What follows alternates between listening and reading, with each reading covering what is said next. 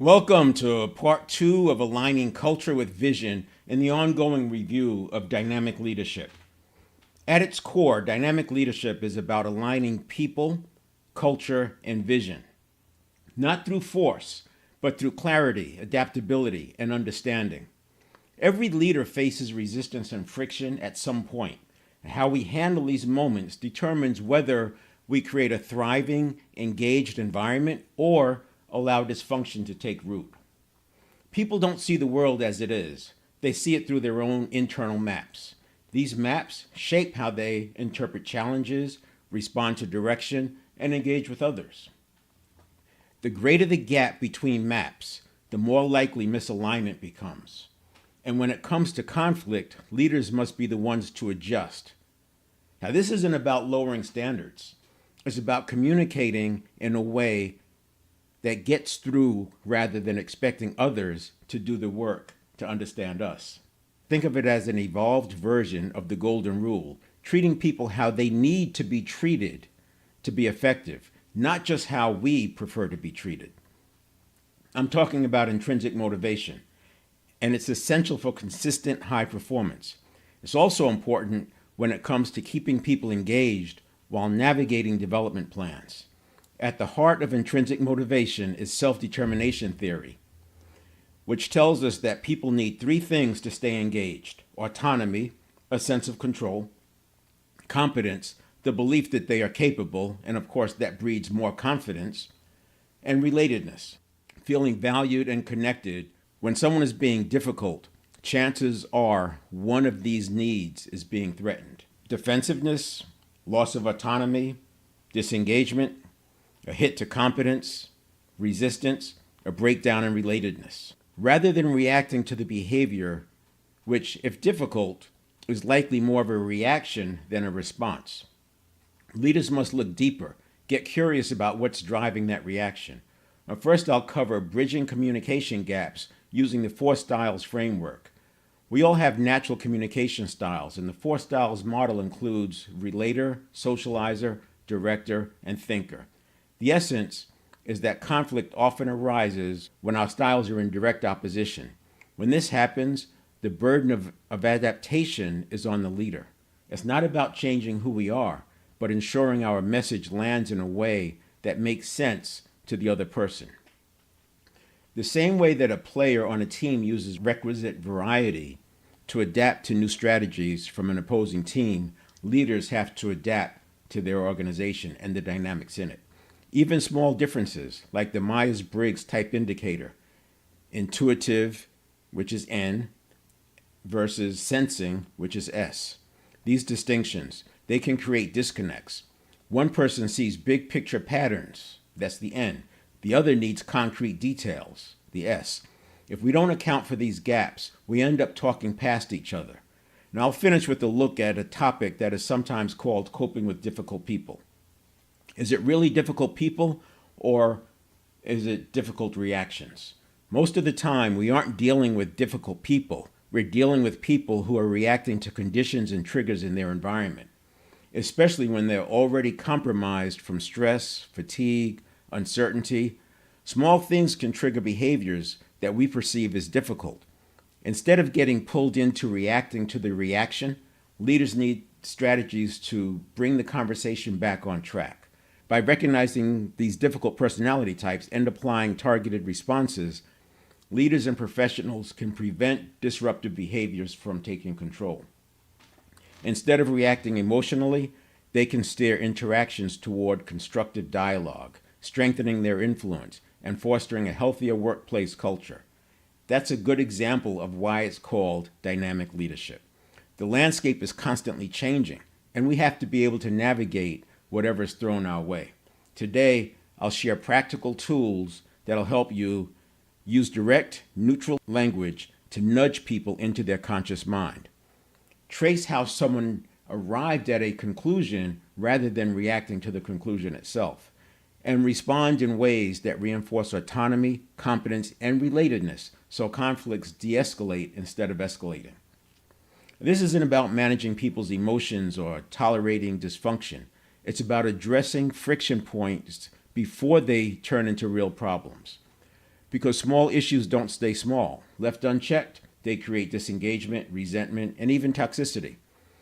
Think of this as leadership maintenance, like weeding a garden before it gets overgrown. Let's dive into it. The first thing I want to do is talk about the 4 styles. The 4 styles is an easy framework to follow, and one that it makes it easy to have conversations about it, and it's relatable. It's something that even in this session you'll be able to experience how it works. Some of you may have heard about it before. Sometimes I first saw it in sales, but it works very well for leadership, especially in dynamic leadership, because we're constantly managing perceptions. And the more VUCA the environment, volatility, uncertainty, complexity, and ambiguity, the more things are changing. And the more things change, the more opportunities there are for disconnects or misunderstandings. Now, with the 4 styles, and this was from Alessandra and Cathcart originally when I saw it, but it's been redone and revised, and you may have seen it in different formats. Sometimes I've seen the labels different as well. Now, what I'd like you to do is think about a person in your organization to make this real, because it's not about theory, it's about application. And while I'll cover the scope, you may want to take a screenshot of the finished product so that you have it. And rather than try to learn it and say, this is what I'm going to do when that happens, it's more about applying it real time and experiencing it. So if you could think about somebody in your organization, that's important. You want to make sure that there's a good relationship, but there's more friction than you would like to see in that particular relationship. And you've tried some things, and while you guys or gals get along, it's still some friction that's there. So think about somebody like that. And it's important that we do it this way that I'm going to show you, and you'll see why in a moment. But we're going to talk about 4 styles, but rather than starting with the 4 styles, I'm going to talk about how you arrive at them. Otherwise, people tend to look at the 4 style attributes and then back into what this person is, when it's very misleading. For example, if you know introverts who do public speaking or who are in sales, it's very easy to think that they're extroverts. But when you get down to it, it turns out they're introverts. A better way to tell an introvert or extrovert is how do they recharge. Extroverts recharge by being around other people. Introverts recharge by being alone. Now that's a broad generalization, but it's a lot better than looking at them, especially in the sense if you saw an introvert on stage speaking, it would be very, as I said, very easy to think that they're an extrovert. So the same way here, we don't want to start with the styles because you have things like confirmation bias and it backs you into the wrong perspective. So the first thing we want to do is decide, is the person direct or are they indirect? And so a person might be somewhere, if this is the midpoint, they might be somewhere over here, just for sake of argument.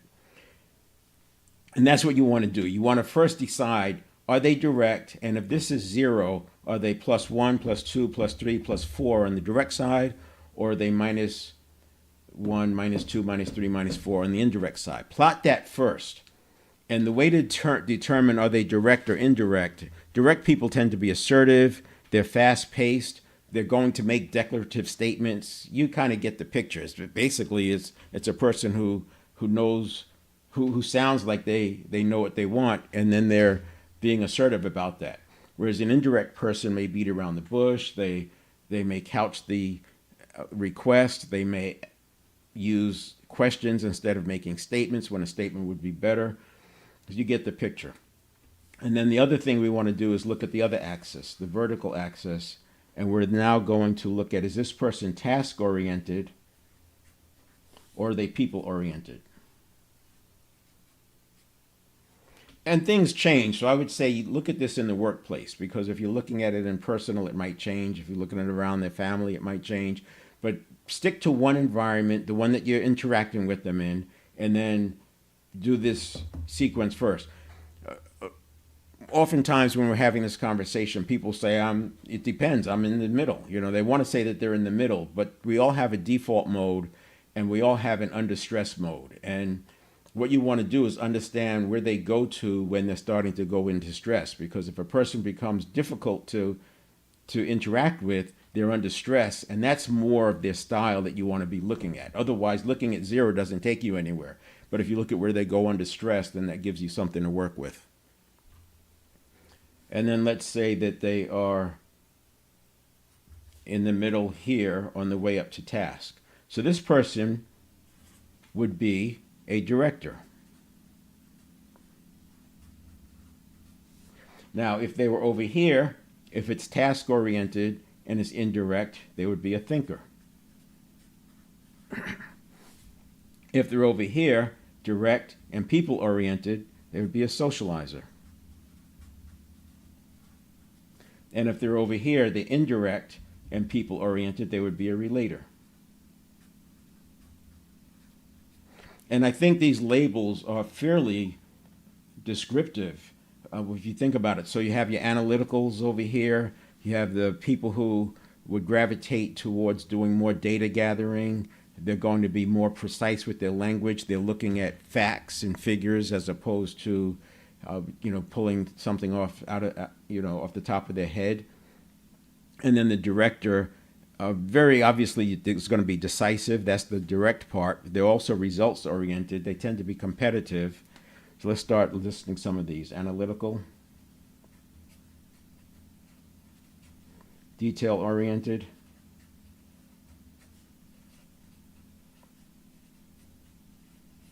systematic, and precise. Now this, you can see why, an engineer would fit in here, an accountant, and this is why you don't want to look at the style first and then figure the other parts out, because it will influence you, because a person could be a socializer, but in their accounting role, they're going to exhibit more of those traits. And then on the director, we have decisive,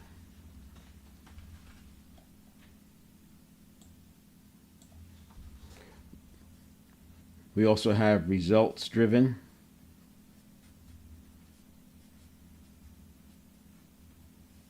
competitive,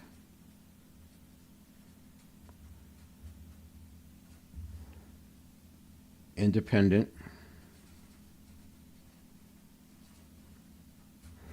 You may also think of this person as being a pragmatist.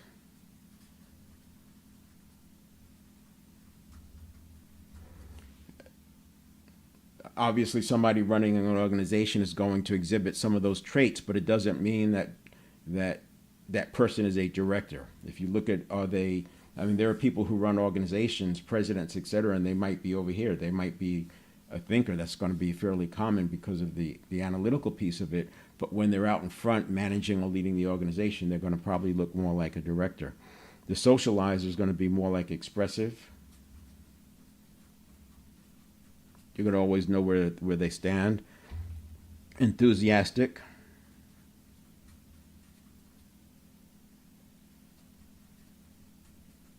Persuasive. Spontaneous.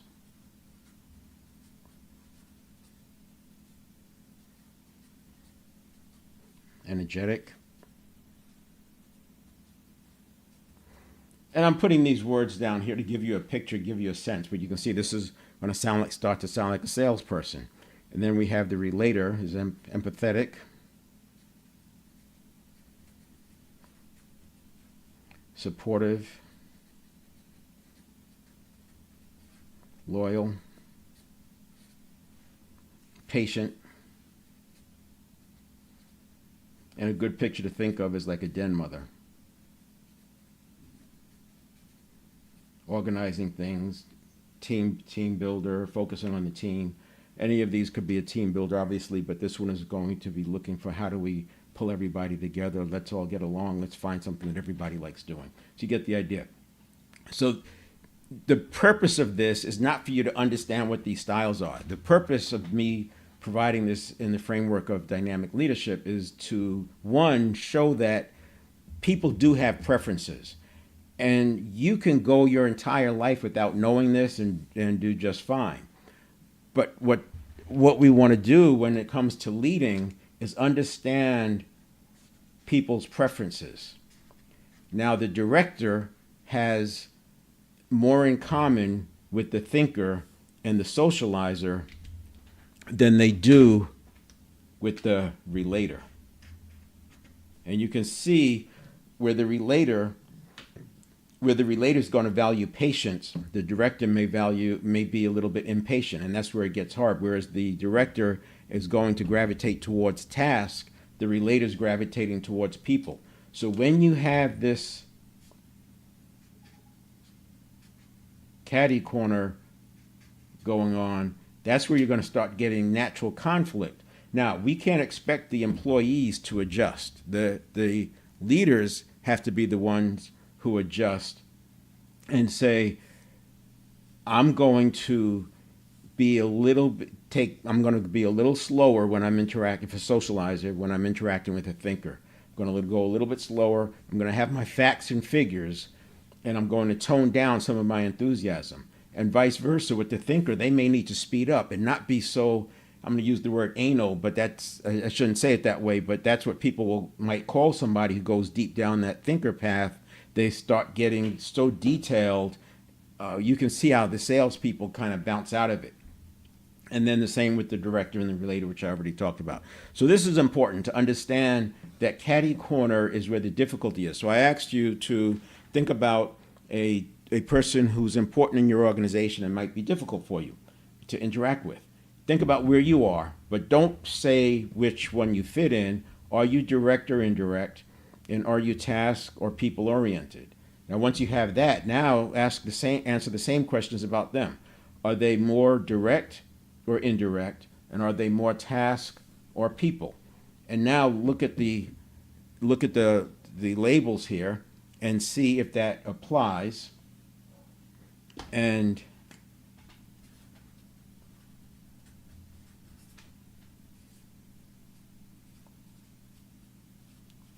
so this is just one dimension. We're going to look at another framework in a moment. And just look at this to decide, is there tension happening because of this catty corner? And even though a director has the direct piece in common, the director is going to be less patient than the thinker. They could have friction because of that. And the director wants to go after it. Imagine like a sales manager wanting to get after it, and they're interacting with the CFO. You can see where there's going to be some natural tension, even though they have a similarity. Same when the director is working with the socializer, the sales team. If that director is a sales manager, they're working with the sales team. You can see where the director is going to be more obviously decisive and assertive about how things are and getting down to business, whereas the salespeople may want to have a little bit of fun. They may want to cut up a little bit. They don't want to go into so much detail. They just want to get out on the floor. They're like interactors. Let's go interact. Let's make something happen. Whereas the director is going to make sure that they go through the steps to get the results. Hopefully that makes sense. And what I'm doing here is, instead of starting with how to cope with difficult people, what we want to do is let's reduce the pool of what's thought of as difficult people by removing other sources of friction. Now, there's other styles you can look at, the DISC and Myers-Briggs, and both of those are very valuable, but I like this one in the context of coping with difficult people because it allows you to get some context around what could be at play rather than assuming that there's something wrong with that other person or treating them like you're waiting for them to change. The thing is, people are not going to change. And all my work, we talk about behavior change and replacing habits. So yes, we can change, but we have that purpose that we're leaning into. There's something bigger than us. So we have leverage. People are not going to change for us. They're going to change when they're ready to change. And so waiting for them to change or trying to change them is just a non-starter. Now, another dimension I'd like to look at when we start talking about interactions is the Myers-Briggs. Myers-Briggs Type Indicator, MBTI. And in the MBTI, there's 4 different types. There's or 4 different subtypes. There's the extrovert and the introvert. So it's pretty straightforward. Now, you can look at it from the standpoint of extroverts are more outgoing, but as I said, to really determine if a person's an extrovert, you're better off looking at how they recharge. Again, I mean, this is not a deep psychological dive, but it's a quicker way to say that person recharges by being alone. That person recharges, they always want to go out, they want to go to the next happy hour, whereas the introvert's like, man, I'm glad that thing got canceled. And then the other one is and I'll draw this in a different color, the N and the S. So the N is the intuitor, the S is the sensor. I'll come back to those. And then we have the thinker and the feeler. And again, it's descriptive. The thinker is going to be more analytical. The feeler is going to think about the people. So you can kind of see the thinker and the relator from the other one, but it goes deeper than that. And then we have the judger and the perceiver. And you can go online and look for MBTI, abbreviated version, or MBTI Lite. It changes who's offering it. This is a course. This is an engagement that you pay for, and you get a facilitator that goes through it with you with the team. I like doing this. I do recommend that owners, team leaders, you go through this with your leadership team. It opens some eyes, and it also helps you decide where to assign projects. It helps you decide who your next person should be, because you don't want all of the same types. You want a good mix, and that's one of the big benefits. But what I want to talk about is the N. The N likes the big picture.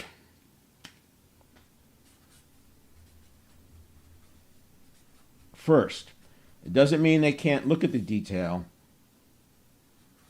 And the S likes the details first. They like the concrete. The N likes the abstract, conceptual.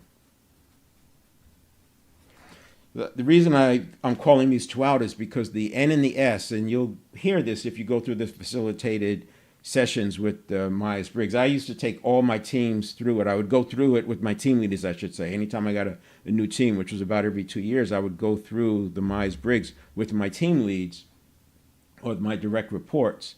And so I've been through it multiple times. And every time we went through it, this is one of the things that they bring out, but they facilitate an exercise. And in that exercise, they put all the N's together and all the S's together. And it's very, very clear how we approach things differently. The N's are eager to adjust things, make adjustments. And the S's are more stay the course. The next one I want to look at is what's often called coping with difficult people. And I'm going to go to some slides for that one. So we're going to go through it fairly quickly. I'll have you take some screenshots of slides. All right, so the setup for the next few slides, and again, I encourage you to take some screenshots, but I would like you to think about that person. So maybe in what we've already talked about, you've noticed that the source of friction may have been the caddy corner on the 4 styles. Or maybe what you've noticed is that some of that friction is that as you might be an N and you come in with the big picture first and wanting to talk about concepts. Whereas they might be an S and they want the detail first. So that one is fairly easy. You want to make sure you have a mix of detail and big picture in general. But if you know you're talking to an S, you want to start with the detail. If you're an S talking to an N, you want to start with the big picture. You're going to have to do both, but it's what they want first to make sense of it. Sometimes you're presenting. If you're dealing with investors, you might be presenting and you notice people getting antsy and fidgety. They want you to move along. A lot of times it's a mismatch between the N and the S, so you can solve that.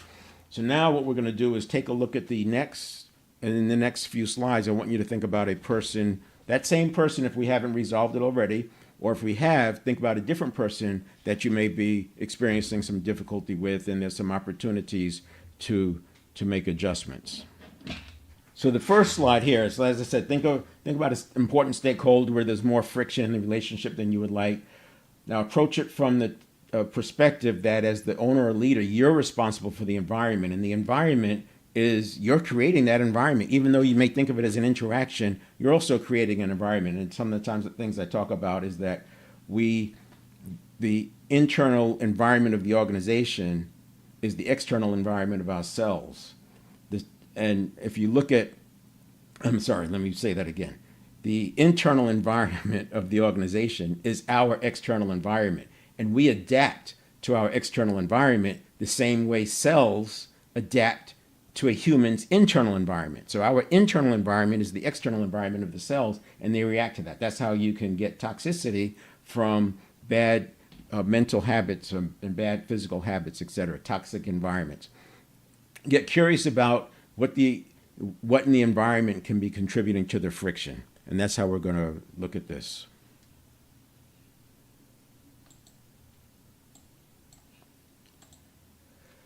So these are the styles and types. You know, take a shot of that. The tank, and they're pretty descriptive. Aggressive, confrontational, causes people to avoid them.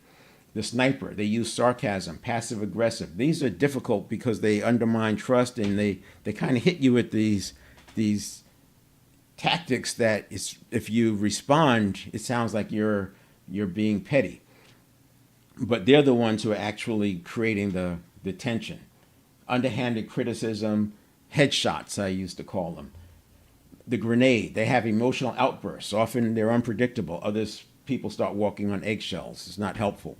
The know-it-all, they always have to be right, and they dominate conversations. It could cause others to shut down. And what happens is you end up with groupthink and confirmation bias, and decisions are made that aren't the best thinking of the group. To think that they know it all people. These are similar to the above, but they're misinformed. I said these lead to the eye roll. And the thing is, with all of these, few people call them out. And there's a reason why, which I'll cover at the end of them. And then the yes person, they overcommit but struggle to follow through, and they can become the weak link. Then there's the no person. They shoot down ideas, and they tend to be pessimistic. So the result is they get excluded from meetings. And then you have the nothing person, silent, non-responsive, maybe hard to engage, and then they create some discomfort. So the reason I said that these are usually conditioned behaviors. It worked for them when they were younger, or in past life or past roles, and they tend to use it over again. And what happens is we tend to react. And the reason why it's so habitual is because for the difficult person, they've refined the behavior so that it works. They've refined the behavior based on the reactions that they've been getting. So they're used to the reactions. And this is why it's difficult if we react, because now we're falling right into that loop. So the solutions all come down to taking them out of that interaction and actually breaking the pattern, disrupting the pattern. Now, coping with difficult people, a leader's framework. You can change yourself. You can't change others. And even if you could, that's a non-starter. It's going to take you a lot more time to do that than to build the process in the environment. You shouldn't expect people to change for you. And I know especially for small business owners that has 5 to 10 people, it's very easy for them to fall into the trap of thinking that people have to adjust to them. It works with 5 or 10 people. It's not going to work when you have 50 people and you have them reporting to your leadership team. You're going to have to make these adjustments. Hope is not a strategy. Patterns repeat. You have to plan for that. Your job is to lead, not to fix.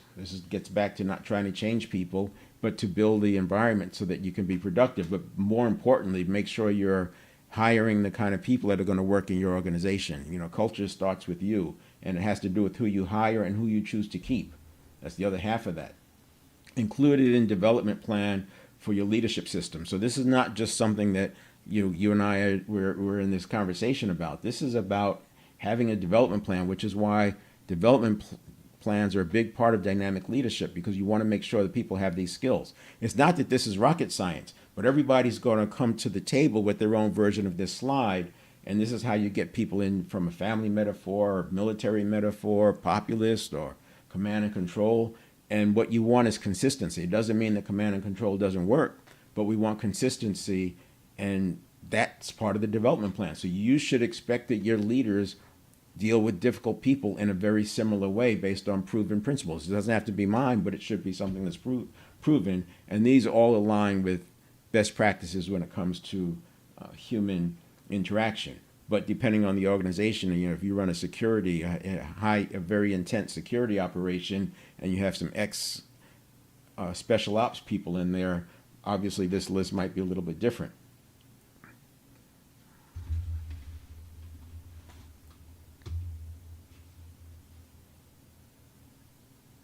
So there you go. You take a screenshot of that. I'm not going to spend too much time on these, but the behavior, the tank, they dominate conversations, they dismiss input, and then you can see the strategies.